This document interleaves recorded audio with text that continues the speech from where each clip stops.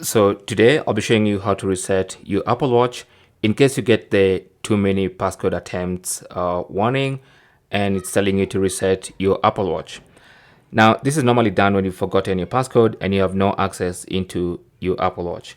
So what you need to do first is connect your Apple Watch to a charger, and with the Apple Watch charging you want to go ahead and press and hold the this control center button, this one down here. So press and hold that button, and once you see this menu you want to press and hold the crown, and then you'll see the option to erase all content. So you want to go ahead and tap on reset and then confirm by tapping on reset, and that's going to factory reset your Apple Watch without the password.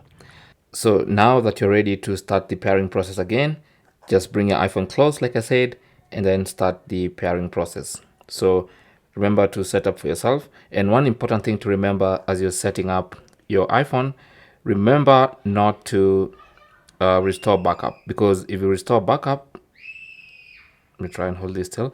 If you restore backup, it's gonna restore the backup that has the passcode which you forgot. So remember to set up as new Apple Watch. So just tap here and then continue the setup process.